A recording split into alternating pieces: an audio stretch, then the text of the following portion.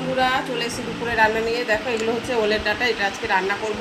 তো এখন আগে এটা সেদ্ধ করে নিই, তারপরে কী দিয়ে আমি রান্না করব তোমাদের অবশ্যই দেখাবো পরপর স্টেপ বাই স্টেপ।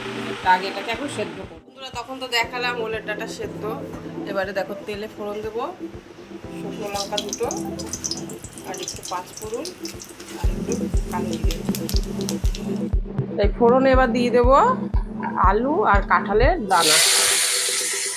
এটা একটা নিরামিষ রেসিপি, খেতে খুব ভালো হয়।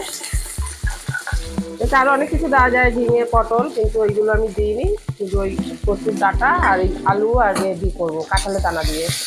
একটু ধনের গুঁড়ো অল্প করে দেবো, জিরের গুঁড়ো দিচ্ছি এক এক করে। আগে দেবো হলুদ, একটু হলুদ দিয়ে দিলাম, আর দেবো একটু লঙ্কার গুঁড়ো।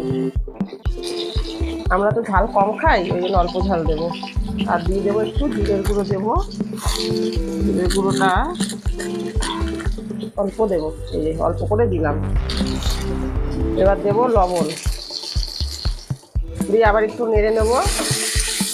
দিলাম এই যে সেদ্ধ করে রাখা কচুর ডাঁটা, ওলের ডাঁটা, ওল কচুর ডাঁটা, আর কটা কাঁচা লঙ্কা।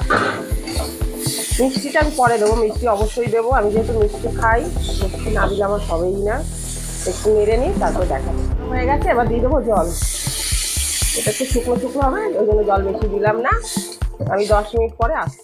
এবার একটু মিষ্টি দেবো, যে চিনি, আমি একটু চিনি খাই, তোমরা না খেলে দেবে না, কিন্তু চিনি না দিলে এই তরকারি স্বাদ আসবে, সেটা আবার বলতে পারি। চিনিটা একটু লাগবে কি। তা কে কে খেয়েছো এই কি বলবো ওলের ডাঁটা তরকারি, আমাকে অবশ্যই জানিও। তা আমার এটা নিরামিষই ভালো লাগে বলে আমি নিরামিষ খাই। তাই যে রেডি হয়ে গেল আমার ওলের ডাঁটা, কি হলো কটি হয়ে গেল ওলের ডাঁটা তরকারি। তা কার কেমন লাগলো আমাকে অবশ্যই জানিও, আর কে কে খেয়েছো আমাকে অবশ্যই বলো।